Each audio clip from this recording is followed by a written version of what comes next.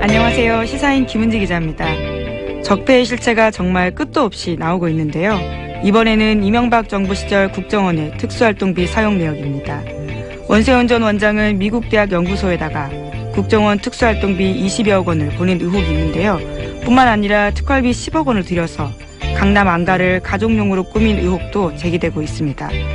원 전 원장은 내곡동 관저가 있음에도 강남 도곡동 한 빌딩을 펜트하우스로서 초호화 인테리어 공사했다라는 건데요. 가족과 함께 사적으로 사용했다라고 알려져 있습니다. 뿐만 아니라 이명박 정부 시절에 특수활동비를 관리한 위장사업자 계좌도 확인됐는데요. 해당 계좌들의 자금을 따라가다 보면 이명박 정부 국정원이 특활비를 어떻게 불법적으로 사용했는지 드러날 수가 있습니다. 정말 끝도 없는 적폐의 실체들, 이번 기회에는 제대로 뿌리 뽑아야 할 텐데요. 그래야지만 국가정보원의 진짜 이름이 정보와 안보를 담당하고 있는 기관으로서 거듭날 수 있을 거라고 생각합니다.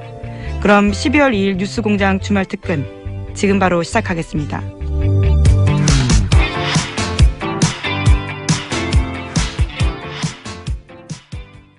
주말 특근 첫 번째 순서 정의당 노회찬 원내대표의 노르가즘입니다.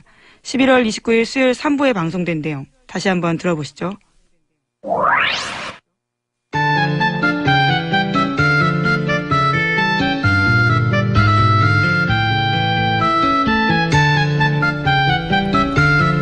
노르가즘. 네.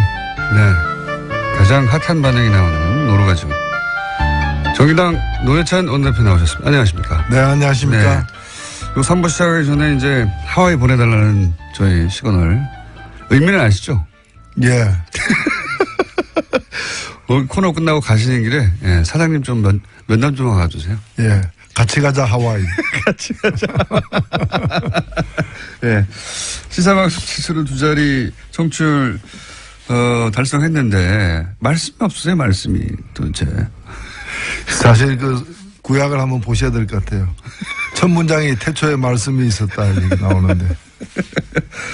자, 이번 주도 사건, 사고가 없는, 날이 없는 정치판인데, 또 큰 사건들이 몇 개 있었습니다. 우선, 지난주,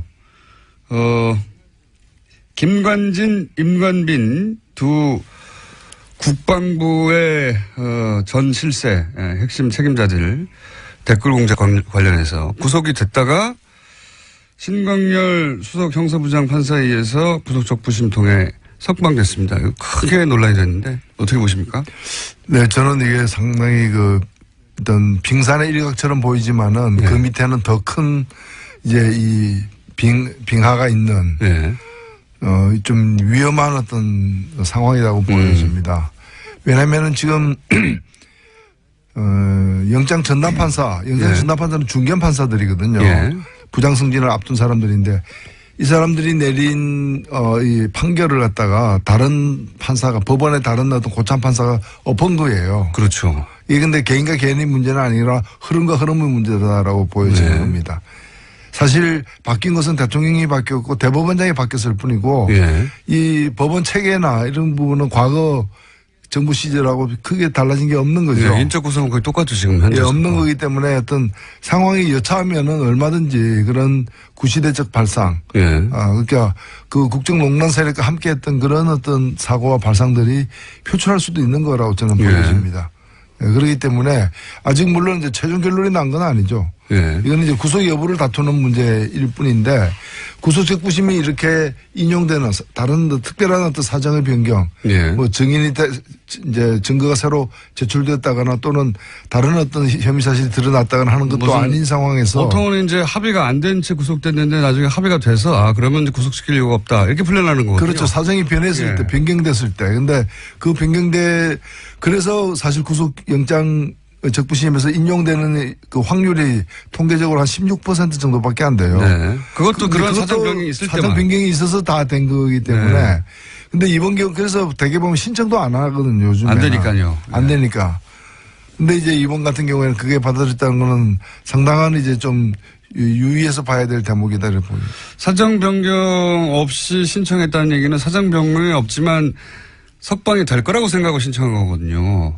그렇죠. 예, 그걸 어떻게 알았냐 이거죠. 예. 그 당시에 네. 유력 그 보수 일간지에 매체들이 또 유력 예. 그 보수 언론인이 이 김관진 실장을 딱 이렇게 표적으로 해가지고 이게 말이 되느냐 저렇게 포스줄로 참군인. 꽁꽁 묶은 것을 그래서 네. 그게 구속돼야 될 만한 죄냐 죄인지 아닌지는 다툴 여지가 있지만은 그 구속시킬 만한 죄냐라고 강력하게 어필했던 부분들이 있습니다. 조중동에서 사전 지원을 엄청나게 했습니다. 네. 참군인을 지금 저런 참군인을 그 구속시켜 놓는 건 북한만 좋아할 일이다. 이런 논리로 계속해서 기사를 썼어요. 그렇죠. 네. 뭐 이적 행위처럼 이렇게 예. 비추이게 만들었죠. 그리고 나서 신청했을 때조차 다들 법조인들이 이거 될 리도 없는데 왜 신청하나 그랬거든요. 예. 심지어는 본인조차도 예. 김관진 본인조차도 처음에는 신청하는 거 변호인들이 신청하자고 했을 때 망설였다는 거 아닙니까? 그런데 설마 한 게 실제 이루어졌는데 이게 이제 단순히 법리를 다퉈서 법리상 영장실질 심사를 한 그 판사들이 잘못 법리를 적용했기 때문에 뒤집었다라고 해석하는 것 이상의 이제 그 흐름이 그 뒤에 있다 이렇게 보시는 거죠. 네. 예. 그렇게들 다들 보는데 이게 이제 김관진 전 국방장관이 사실은 검찰에서 본인이 이명박 전 대통령에게 보고하고 지시받았다 이런 얘기 했거든요. 예. 그러면 이제 그 다음은 구속된 다음에는 공호 조사를 더 해서 결국은 이명박 전 대통령을 타겟으로 하는 그 수순만 남은 단계에서 풀려난 거죠. 그렇죠. 결국에는 어찌 보면 이거는 예고편인 것이고 이제 이명박 전 대통령을 어떻게 다루느냐, 예. 다룰 것인가 법원이 예. 이 문제와 또 직결되어 있습니다. 그 구체제의 반격이 시작됐다. 예. 그 서막 같은 예. 그런 사건이 아니겠는가. 대표님도 그렇게 보시는 거죠? 그렇죠. 이게 바뀐 것은 대통령밖에 없다라는 걸 명심해야 될 것 같아요. 그걸 다시 한번 확인시켜줘서 사람들 좀 긴장시키는 예. 그런 뉴스입니다. 가장 그 말들이 많이 나오고 일주일 내내 매일매일 기사가 쏟아지는 건 결국 국민의당하고 바른정당 얘기입니다. 현재과. 예. 여기는 어떻게 될까요? 글쎄요. 지금 상황에서 크게 달라지지는 않을 것 같아요. 그러니까 지금 이제 정책인데 추진하는 걸로 이제 했는데 이거는 뭐 더 이상 진도를 뽑기는 어려운 게 현재 상태가 아닌가. 통합이 지방선거 전까지는 안 될 거다 이렇게 보십니까? 그렇죠. 통합하게 되면은 더 얻는 것도 있겠지만은 당장에 선거에서 잃는 게 있기 때문에 그렇게 되기는 좀 힘들 거고요. 그러니까 통합이 이루어지려면은 바른당의 일부와 국민의당 일부가 통합하는 것만이 이 통합 가능성이 있는 것이고 어느 한쪽이 통으로 통합에 참여하거나 양쪽 다 참여하는 일은 현재로서는 상당히 힘든 거죠. 국민의당 내부를 이제 놓고 얘기하자면 이제 국민의당에서 안철수 대표 개와 그리고 흔히 이제 호남계라고 불리는 다선 의원 중심의 그 박지원, 천정배 그리고 정동영 이분들을 중심으로 한 그렇게 통합은 안 된다. 파 이렇게 크게 갈리지 않습니까? 우선 안철수 대표 쪽에서 통합을 주장하는 이유는 뭘까요? 그림이 뭐라고 보십니까? 앞으로 어떻게 이어 가려고 지금 아무래도 다음 대권용이죠. 다음 대권. 예, 국민의당이 만들어진 것이 지난번 대권 예. 용이었다면은 2017년 대선을 위한 예. 용도로다가 이제 그 국민의당이 만들어졌다면은 지금 이제 뭔가 통합정당을 만들려고 하다거나 이제 당 체제를 변경시키려고 하는 것은 다음 대선을 겨냥한 것이 이제 분명한 것이고 그 점과 관련해서 사실은 이해관계가 다른 거죠. 안철수 대표는 중도 보수라고 얘기하지만은 사실은 그 지금 자유한국당에 제대로 된 후보가 없다고 보여지는 것이고 그래서 자유한국당 바깥에서 최대한 그 보수 세력들을 결집시킨다면은 결과적으로는 자유한국당까지도 견인해낼 수 있는.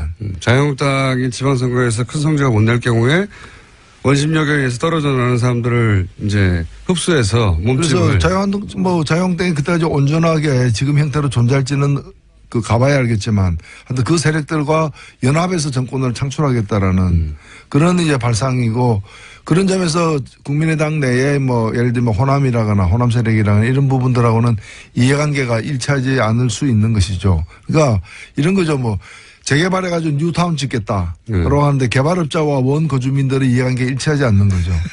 원 거주민 입장에서는 좀 나아질지 몰라도 사실은 그렇게 되면은 뭐 용적률 제한이라거나 여러 가지 때문에 큰 평수 나오지도 않고 또 자기 부담금은 또 커지는 네. 자기가 부담할 건 많아지는 네. 그래서 선뜻 꼭 뉴타운 지어야 되느냐 이대로 있는 게 더 낫지 않느냐 다른 개발 방법은 없느냐 이제 그런 걸 갖다가 이제 좀 노리는 거죠. 그 개발업자 쪽에서는 이렇게 하면 우리가 더 많이 번다. 예. 그렇죠. 예. 사실 서울에도 보면은 이런 식으로 추진되다가 결국에는 이해관계가 조율이 안 돼가지고 뉴타운 계획이 이렇게 폐기된 지역들이 많거든요. 많습니다. 네. 예, 실제로. 그러니까 안철수 대표는 확실하게 우쿨릭, 그러니까 초반 등장했을 때만 하더라도, 상대적으로 진보적인 후보로 평가받고 본인도 그렇게 포지셔닝을 했는데 대선 이후의 포지션은 점점 오른쪽으로 가서 이제는 바른정당 그리고 자유한국당에서 일부 세력을 제외한 보수.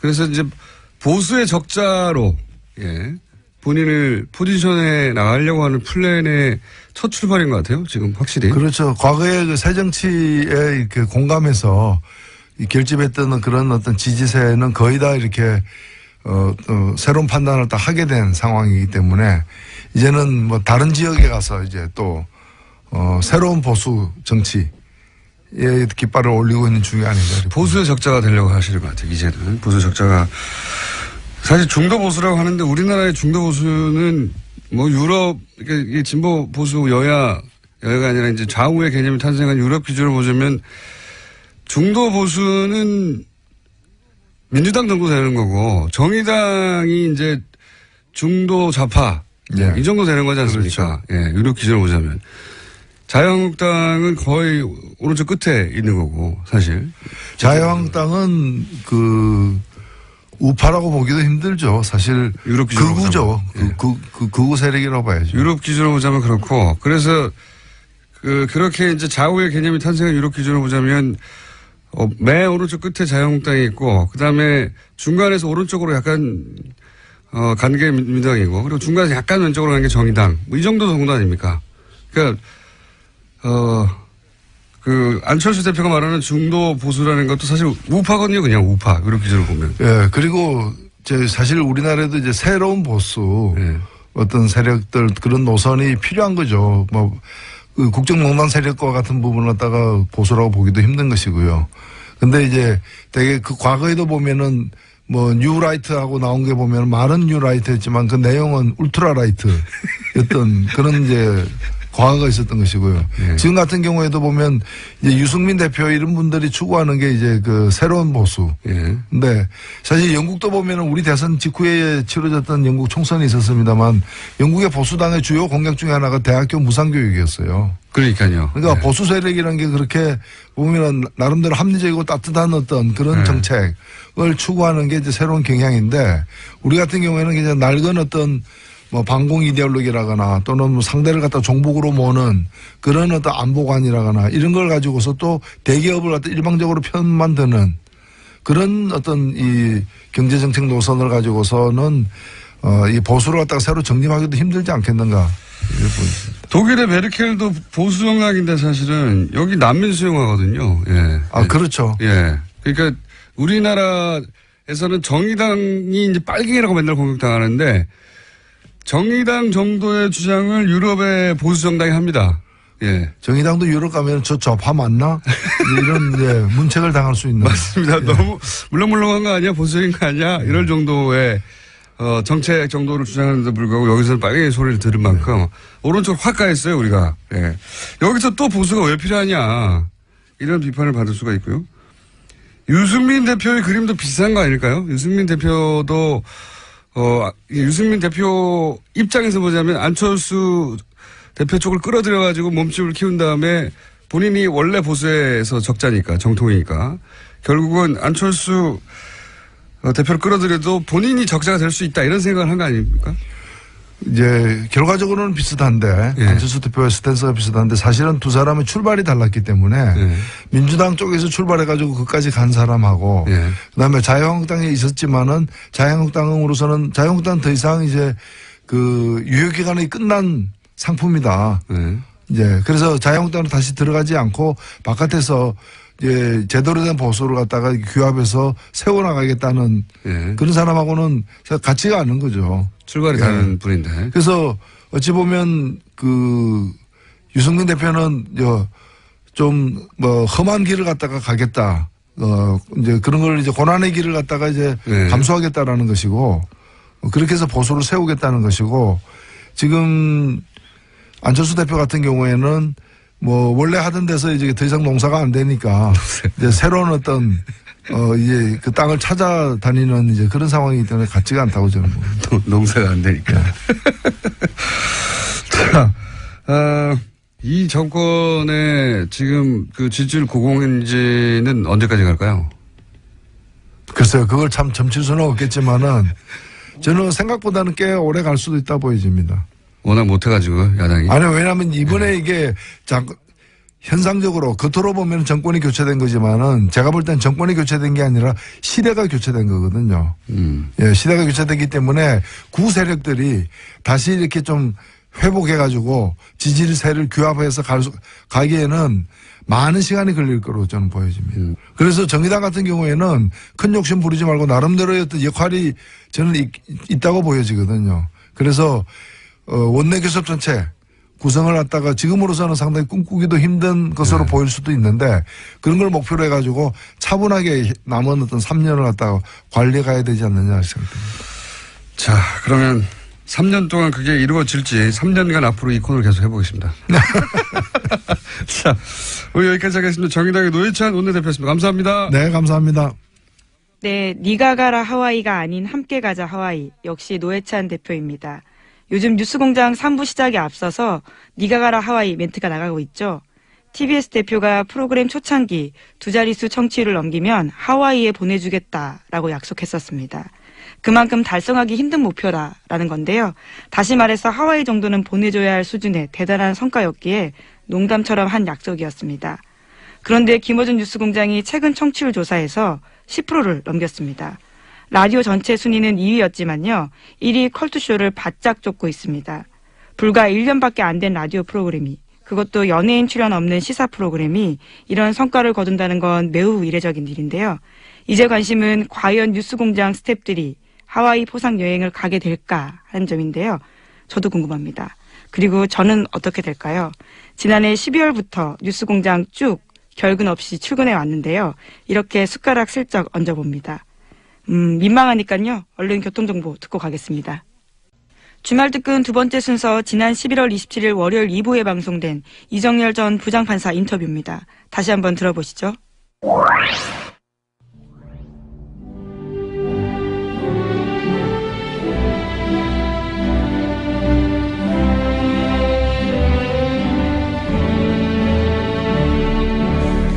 지내는 국민 여러분 안녕하십니까. 여러분의 귀염둥이 MB 인사 올리겠습니다.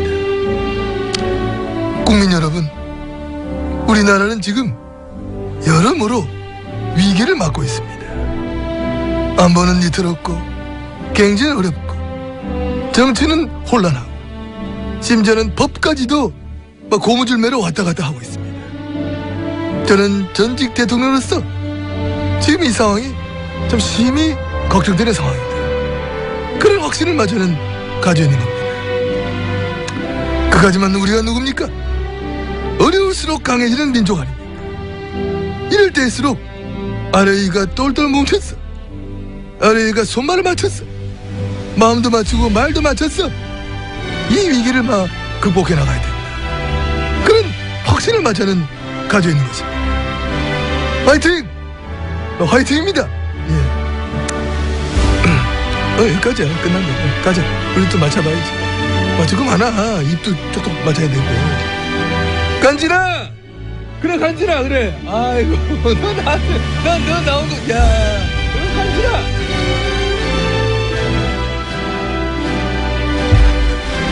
자, 오늘 건 약간 실패인 것 같죠? 김관진 전 장관, 임관빈 전 실장 모두 석방이 됐습니다. 이 사건 저희가 뉴스공장 전속 영장 해설판사 법무법인 동안의 변호사 아니고 사무장 그리고 영장 전담 판사를 실제로 해본 경력을 가진 이정열 전 부장판사. 오늘은 스튜디오에 직접 나오셨습니다. 안녕하십니까? 네, 안녕하십니까. 아니, 어떻게 스튜디오에 직접 나오겠다고 하셨어요? 이게 저 처음에 공장장님도 서두에서 말씀하셨지만은 좀 이상합니다. 지금 상황이 되게 매우 이상한 사람입니다. 매우. 예. 좀 엄중한 상황이 아닌가 싶어서 네. 뭐 제가 그렇게 뭐 영향력이 있거나 뭐 그런 사람은 아니지만 그래도 좀 알고 있는 건 좀 청취자님들께 전달을 해드려야 될 의무가 있지 않나 싶어서 청을 넣었는데 네. 또 여기 사실 출연하고 싶어 하시는 분들 되게 많으시잖아요. 되게 많습니다, 사실. 예. 근데 그렇게 받아주셔가지고 너무 감사합니다. 쪽쪽 뽑으려고 그러는 거죠? 예, 뭐 준비되어 있습니다. 예. 예. 지난주에 저희가 잠깐 인터뷰를 했어요. 예. 네, 잠깐 인터뷰할 때 이런 방식의 석방은 정말 드문 일이고 네. 구속 적부심으로 이제 석방이 된다 하더라도 보통은 이제 영장이 발부됐는데 그 이후에 합의가 됐다더라. 네. 혹은 뭐 새로운 뭐 유리한 이제 구속된 사람에게 유리한 증거가 나왔다더라. 네. 그럴 경우에나 되는 건데 지금 네. 아무 일도 없는데 갑자기 석방이 연속으로 돼버렸어요. 그래서 이게 하나도 이상한데 연속으로 된 거 이게 진짜 법리적으로 설명을 시도할 수는 있으나 이 정도 되면 법리 이상의 것이 있다. 그러면서 이제 형사수석 그 부장 그 자리는 대법원장이 꼭 찍어서 발령한 자리인데 대법원장이 꼭 찍어서 발령한 그 사람이 이 석방을 어려운 석방, 불가능하다고 생각한 법조인들은 석방을 해냈기 때문에 그런 관점에서 이걸 좀 바라봐야 된다. 네네. 거기까지 하셨죠. 예, 그렇습니다. 예.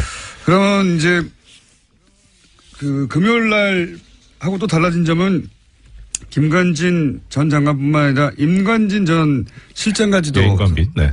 임관빈 전 실장까지도 풀려났어요. 예. 더더욱 이상한 거죠. 어마어마하게 이상한 거죠. 그렇죠. 네. 네. 이거 조금 전에 이제 공장장님 말씀하셨던 대로 구속적 부심이 사정 변경이라고 하는데 유리하게 이제 변경이 된. 그 법적에서는 사정 변경이라고 합니까? 사정이 변경되었다는 거죠. 아무것도 아닌데 전문 용어처럼 쓰는군요. 예. 그렇죠. 사정이 변경된 거죠. 예. 그러니까 사정 변경이 없는데 석방 결정을 하니까 종전의 영장 판사의 구속영장 발부 결정을 뒤집는 경우가 그렇게 흔하지가 않다는 말씀을 드렸는데 더 이제 임관빈 전 실장 같은 경우에는 더 한 게 두 사람 사이 석방 결정에 차이점이 하나 있지 않습니까? 돈 내고 나가라는 거죠. 그렇죠. 1,000만 원 보증금 내고. 예.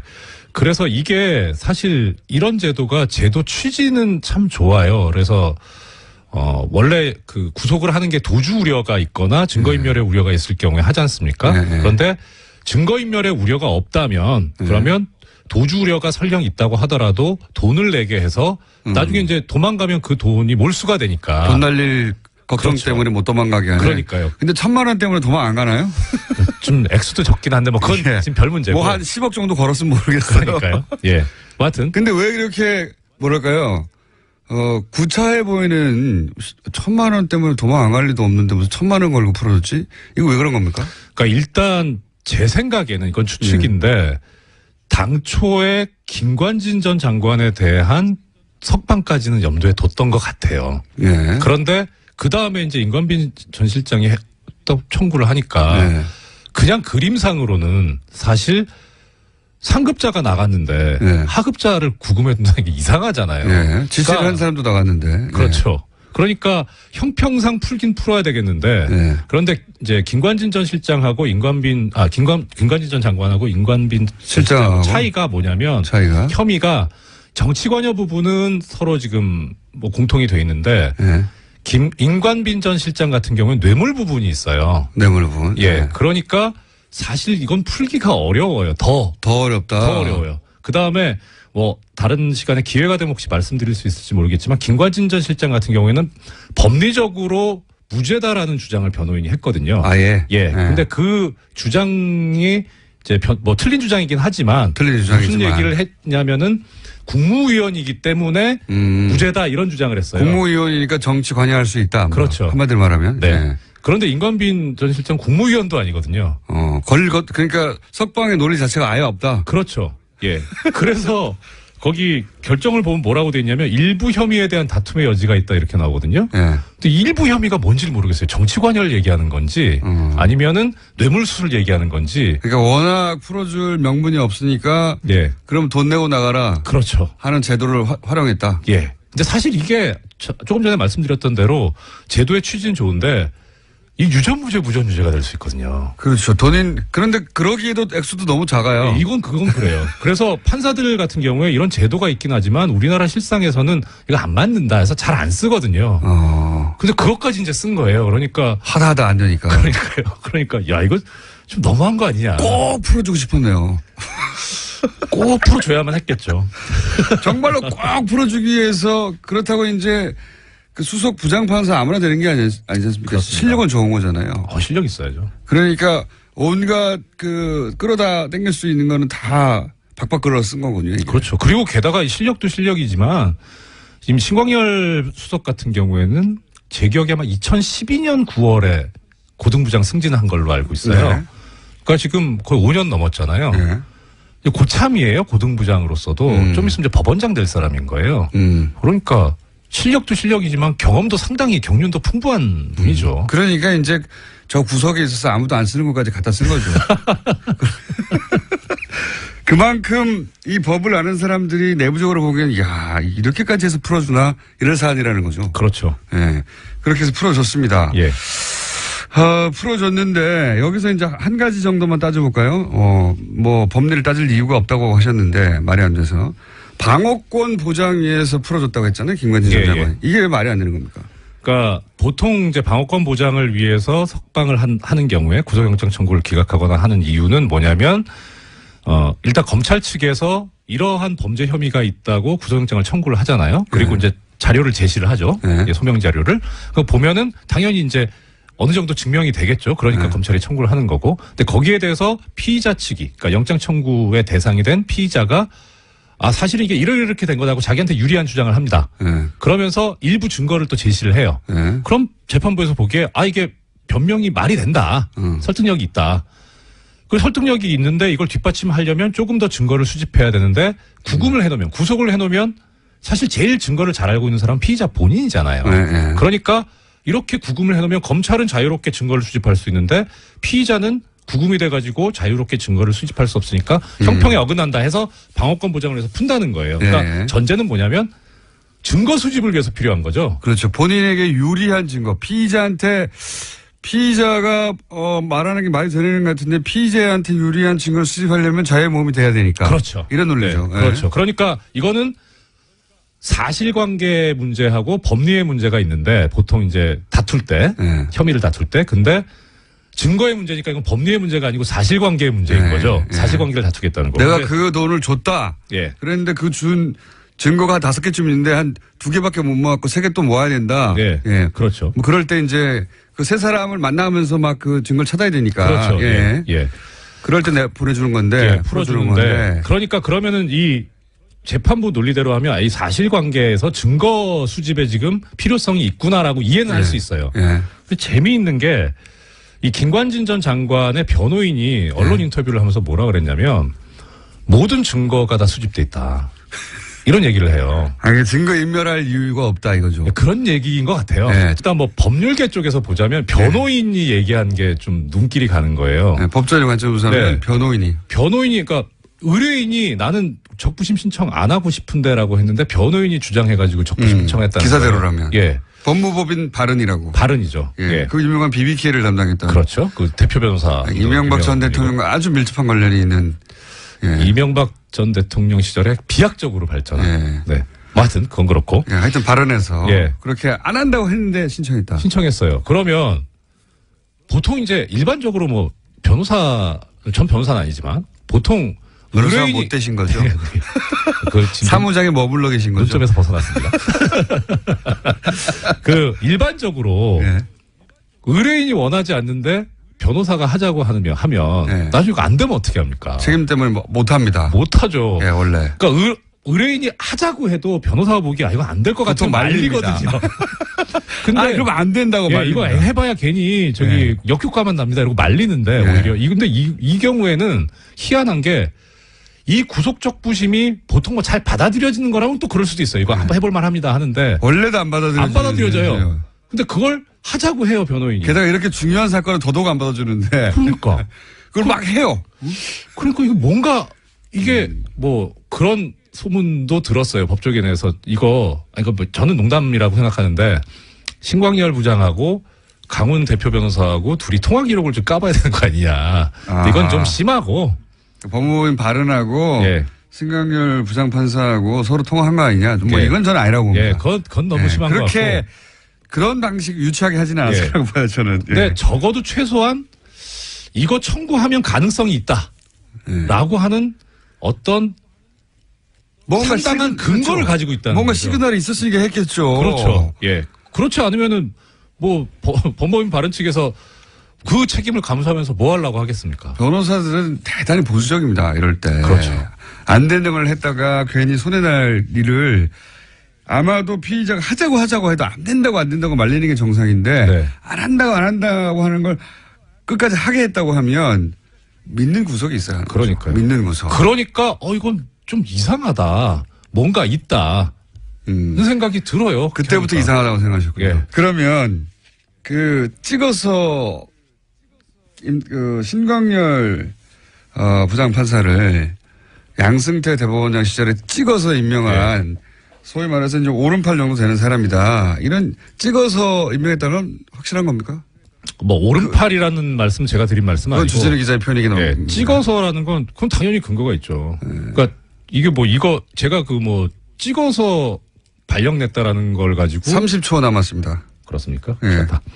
그 최초 보도한 그 비난하는 얘기를 최초 보도한 문화일보 기사에도 그렇게 나와 있어요. 2006년 2월 2일자 기사인데 거기 보면 서울중앙지방법원 형사수석 부장판사로 신광열 부장이 간다라고 이렇게 그렇게 나와 있어요. 근데 인사 발령문이 그렇게 돼 있어요. 아예. 발령문이 딱 그 사람 이름을 찍어서 예. 두리뭉실 나오는 게 아니라 그러니까 신광열 부장만 온 게 아니라 다른 수석 부장들 다 그래요. 찍어서 부장판사는 네. 법무법인 동안 사무장 이정열 전 부장판사였습니다. 네, 고맙습니다. 네, 석방된 김관진 전 국방부 장관의 혐의가 추가로 계속해서 확인되고 있는데요. 사이버사 댓글 공작 의혹을 조사 중인 국방부 TF에 따르면 국군 사이버사령부가 지난 2012년 총선을 앞두고 심리전 작전 지침을 만들어서 시행했습니다. 또 이 지침은 김관진 전 장관이 결재했다라는 건데요. 뿐만 아니라 과거 국방부 조사본부의 사이버사에 대한 압수수색 진행 과정에서 관련 정보가 사전에 누설된 정황도 확인됐습니다. 그만큼 방해가 심했다라는 건데요. 어렵게 수사가 진행됐고 그럼에도 불구하고 실무 책임자였던 이태하 전 심리전단장 같은 경우에는 1, 2심에서 징역형을 선고받았습니다. 그렇기 때문에 더욱더 김관진 전 장관과 임관빈 전 실장의 구속 적부심 인용이 당황스러운 건데요. 이 사건의 끝은 어떻게 될지 궁금합니다. 저 또한 2013년부터 이 사건 취재해 왔었는데요. 끝까지 취재해서 그 내용들을 보도해드리겠습니다. 주말 특근 세 번째 순서 지난 11월 30일 목요일 4부에 방송된 내용입니다. 도시건축가 김진애 박사의 도시 이야기 다시 들어보시죠.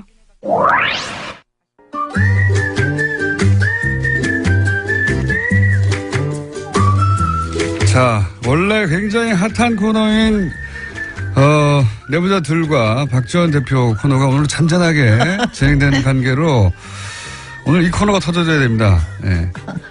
김진애 박사님 도시건축가 나오셨습니다. 안녕하십니까? 네, 안녕하세요. 네. 네, 뭐 이게 핫하다고 볼 수는 없는데 그냥 트럼프가 사랑하는 건축. 대한민국의 두 개 건축물 63타워와 롯데. 지난번에는 이제 트럼프 타워를 가지고 얘기를 했는데 오늘은 제2 롯데 타워 가지고 이제 얘기를 하니까 그때 거론했던 타워들 롯데. 네. 두 번째 롯데. 근데 뭐에 꽂히셔서 그렇게 근사하다고 그랬을까요? 뭐가 워낙 높잖아요. 높은 거 좋아하는 거죠. 이거 네. 뭐 남성들의 특징이기도 하죠. 미학적 관점에서 평가했다고는 보지 않고요. 예, 전혀. 관심 아마 보지도 않았을 거예요. 금빛이면 좋아한대잖아요. 아, 근데 이거는 금빛은 아니에요. 네. 금빛은 아니고 이제 좀 하얀색 뭐 이렇게 저기를 하는데 올라가 보셨어요 혹시? 올라가 보지 못했습니다. 저도 안 봤습니다. 주차장은 아, 주차해본 적이 있습니다. 저는 이게 참 아니요. 일단 뭐 다른 여러 가지 얘기를 하기 전에 이게 이제 미국 대통령도 거론할 만큼의 일종의 랜드마크니까 일단 높고 세계에서 지금 6위인가 됩니다. 그러니까 세계 10번째 안에 꼽히는 거니까 사실은 많이 좀 사랑하고 자랑스러워하고 세계에도 좀 근사하게 좀 알리고 좀 그러면 좋겠다는 생각이 당연히 들죠. 그 정도 빌딩, 높이의 빌딩에서 보통 이제 국가 랜드마크로 네. 굉장히 이제 자랑스러워하고 거론도 많이 하고 그러는데. 그럼요. 그러니까 뭐 하다못해 63타워도 63빌딩은 냈을 때 굉장히 많은 조명을 받았고요. 그리고 이제 여의도에 하여튼 석양 때는 또 상당히 또 아름답기도 그렇죠. 하거든요. 그래서 타고 가다 보면 예쁩니다. 그래서 이제 그것 때문에 사진도 굉장히 서울 사진으로 많이 나오기도 했는데 롯데는 이건 뭐냐면은 이게 뭐냐면은 뭔가 이거 뭐 저주받은 걸작이라고 그럴 수도 없는 거고 하여튼 뭔가가 씌었어요. 저는 그게 되게 기분이 나쁩니다. 건축 허가부터 사실은 말들이 많았잖아요. 그렇습니다. 이명박 전 대통령. 그러니까 지난번에 이제 트럼프 타워 얘기할 때 제가 그게 불법은 없었지만 범법은 있었다 그게 얘기를 했잖아요. 네. 작은 범법이 있었죠. 네. 근데 이제 이 경우에는 그러니까 불법이면 도저히 뭐가 지어질 수는 없죠. 그런데 여기에 편법과 특혜가 있었고 그리고 편법과 특혜가 있다 보면 거기에는 항상 대기업과 이른바 정경유착에 관련된 비리가 있을 수가 있다.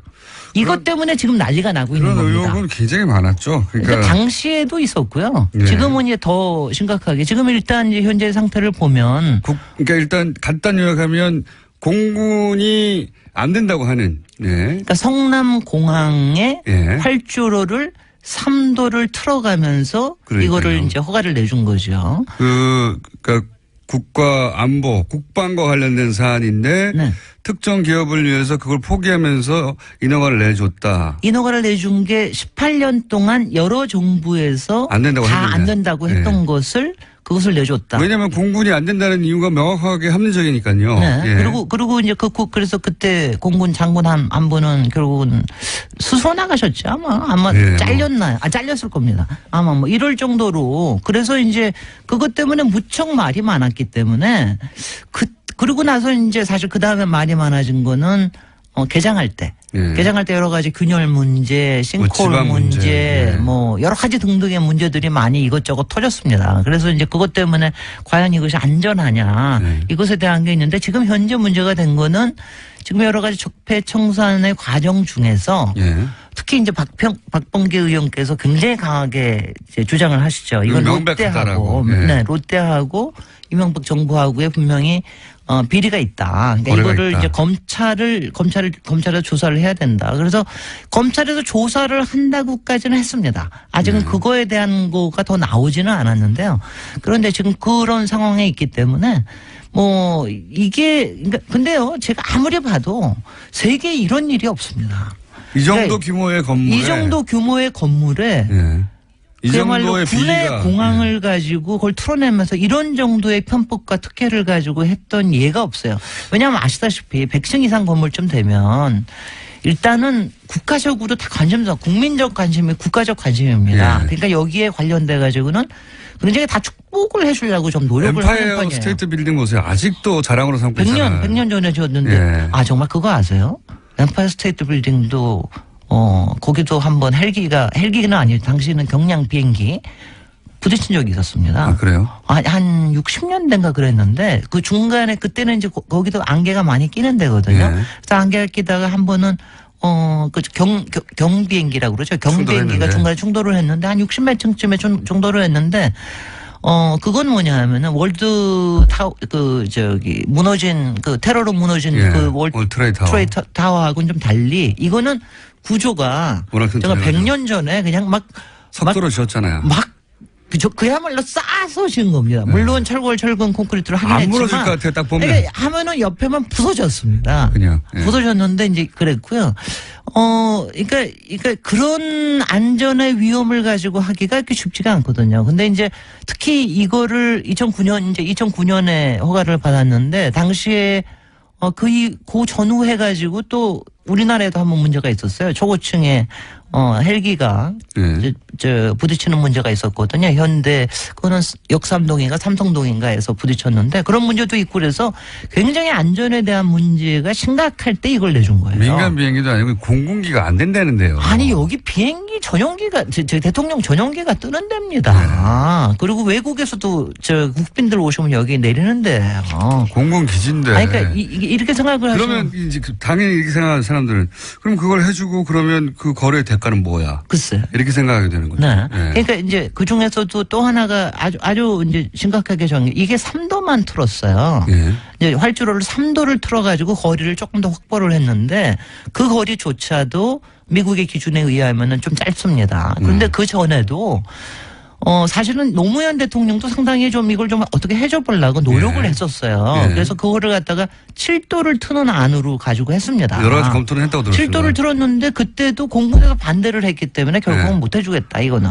이렇게 얘기를 한 거고요. 공군이 국방을 이유로 안보 문제를 이유로 안 된다고 하면 대통령이 그 뭉갤 수가 없어요. 당연히. 그래서 다 안 됐던 건데. 그래서 그때도 안이 뭐였냐면 10도를 트는 안을 가져왔습니다. 그러니까 10도를 트겠다면 조금 더 안전할 거 아니겠어요? 근데 10도를 트는 거하고 3도를 트는 안하고 이걸 이제 어차피 비용은 롯데가 내는데 이게 1조 2천억 원 차이가 납니다. 그러니까 1조 2천억 원을 롯데가 또 세이브했군요. 그냥 세이브를 한 거죠. 그러니까 그 1조 2천억 원 정도를 가서 세이브를 했다면 틀려면은 또 10도 정도 틀면 좀 더 나았을 텐데 그것도 좀 틀고 말았군요. 돈 때문에. 10도를 틀면은 엄청나게 그러니까 그게 한 거의 2조쯤 됐고요. 3도를 틀면은 한 9천억 원인가 뭐 이렇게 해가지고 거기서 또 1조 이상 거기서 1조 이상을 또 남긴 겁니다.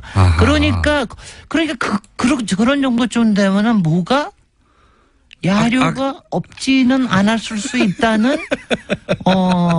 느낌적인 느낌이 아니라 확신적인 확신이 드는 거죠. 그러니까 그런 생각이 근데 뭐 때문에 그렇게 해줬을까 도대체 더군다나 돈 때문이죠. 돈 때문에. 대통령이 당선되고 난 다음에 첫 해에 벌써 검토가 시작이 됐습니다. 1년 만에 허가를 내줬거든요. 그때 당시 되자마자 대기업들은요 그동안의 민원들 꼭 해결하고 싶은데 해결하지 못했던 민원들을 다 들고 갔다는 얘기가 있어요. 글쎄요. 그래서 특히 롯데하고의 관계는 굉장히 많이 특이했죠. 이거 당선자 시절에 롯데 시내에 있는 롯데 호텔에 뭐 몇 층을 한 층을 다 뭐 썼다고 그러기도 하고 롯데 호텔은 무슨 일만 있으면 롯데 호텔 얘기가 나오는 겁니까? 김어준 부장장도 롯데 호텔 좋아하시잖아. 뭐 하면 롯데 호텔로 날아갔다 뭐가 이런 얘기 잘 하시잖아. 저는 거기 가서 뷔페 먹은 일밖에 없어요. 올라가 본 적은 없어요. 아니 근데 롯데라는 이름이 솔직히는 박정희 때부터 해가지고 전두환 김영삼, 이명박까지 그리고 지금 박근혜 저기 때까지 안 낀 적이 없습니다. 솔직히 모든 편법과 특혜와 그리고 그 뒤에 있을지 모르는 또 다른 비읍자가 항상 결부되어 있는 거예요. 근데 이게 솔직히는 저는 제가 트위터에도 그렇게 날렸지만, 신격호 회장과 이명박 대통령이 둘이 합작으로 만든, 괴물이라고 생각은 저는 하는데, 이렇게 신격호 회장이 한 30년 동안 100층 이상을 짓고 싶어 했거든요. 그래서 롯데는 여기뿐만이 아닙니다. 다른 데도, 부산에도 지금 부산시청 했던 땅을 사가지고 거기에도 100층 이상 짓겠다고 계획을 갖고 있었고요. 이게 처음으로 이제 저희가 된 거죠. 근데 100층 이상을 짓고 나니까 항상 이런 거 짓고 나면은 저주가 생긴다는 얘기를 합니다. 바벨탑의 저주라고 그럴까? 이런 게 생긴다. 롯데 지금 무너지고 있는 거 보세요. 많이 여러 가지 무너지잖아요. 그 비리 문제는 비리 의혹 문제는 이제 정치권에서 다룰 문제고 혹시 건축학적으로 평가하면 어떻습니까? 일단은 안전 문제에 있어서 지금 지진이나 이런 것 때문에 많이 걱정하시고 그랬는데 저는 솔직히는 월드 트레이드 센터 같은 그런 항공 사건 빼놓고는 솔직히는 안전 문제에 대해서 그렇게 이렇게 너무 걱정은 안 하셔도 될 거라는 생각을 합니다. 이게 이제 외국 설계회사가 설계를 했고, 사실 최근에 그런 여러 가지 등등의 문제가 있었지만은 설마 그 문제까지는 있지 않다. 그리고 제가 자료를 보면은 여러 가지 설계를 잘한 것 같이 보이기는 해요. 그래서 그 문제는 아닌데, 일단은 미학적으로는 굉장히 문제가 있다. 이게 미학적으로는 저는 몰랐는데 오늘 누가 얘기를 하더라고요. 이게 저 반지의 제왕에 나오는 어떤 사우론. 타고 어떤 왜 사우론의 눈처럼 보이냐 하면은 맨 위에 있는 이렇게 첨탑이 올라가는데 그 사이가 이렇게 틈이 있어요. 아하. 그 사이에 이렇게 빛이 나오거든요. 그게 사우론의 눈처럼 생겼다. 뭐 이래가지고 하는데 저는 하든 간에 이렇게 대충 바깥에서 보고 오면은 이렇게 관심도 안 생기거니와 그냥 되게 고개를 돌리고 갑니다. 아니 보고 싶어야 되는데 이런 거는 사실은 그잖아요. 좀, 뭐랄까요. 안타까운 일이죠. 아 그게 굉장히 안타까워요. 이 정도 높이와 이 정도 건축이 그렇게 이제 부패를 염두에 두고 바라보게 된다는 것은 네. 굉장히 안타까운 일. 앞으로도 계속 그럴 테니까요. 그러니까 이명박 대통령이 사실은 남긴 건축물이라는 게 별로 없는데 이거에 대한 저주를 좀 남기는 게 아닌가 하는 생각이 들어요. 왜냐하면 굉장히 안 좋은 겁니다. 그러니까 이게 그러니까 사람들이 솔깃하게 뭔가를 흔쾌하게 얘기하기가 굉장히 어려운 거예요. 말하자면은. 그러니까 말씀하셨듯이 뒤에 야로가 있을까봐. 네. 근데 이제 야로라고 하니까 사람들이 이제 문자를 많이 왔어요. 뭐 속어다, 뭐 전문 용어다 그런 말 쓰지 말라. 네. 순우리말입니다. 네. 일본 말도 아니고요. 네. 속어도 아니고 순우리말이에요. 근데 아니, 근데 어감이 이상해가지고. 아니 근데 찾아보시면은 야로와 야료가 있는데 저는 야로로 얘기한 거고요. 그러니까 이거는 우리말입니다. 저는 여기까지 해드리겠습니다. 네. 김진애 박사님이었습니다. 예, 감사합니다. 안녕. 안녕. 네, 군 활주로를 옮기고 민간 건물을 짓게 했다. 세계적으로도 유래를 찾아보기 힘들 텐데요. 무엇보다 안전조치가 제대로 되고 있는지 궁금합니다. 지난 2014년 제2롯데월드 주변에 싱크홀이 발견돼서 충격을 줬습니다. 최근까지도 석천호수와 석천 지하차도 등에서 집안 침하 현상이 발견되고 있습니다. 제2롯데월드 주변에 대한 꾸준하고 철저한 안전점검이 소홀히 돼선 안 될 겁니다. 주말 아침 교통정보 듣고 이어가겠습니다. 뉴스공장 주말특근, 오늘 준비한 순서는 여기까지입니다. 저는 월요일 아침에 다시 찾아뵙겠습니다. 지금까지 시사인 김은지였습니다. 감사합니다.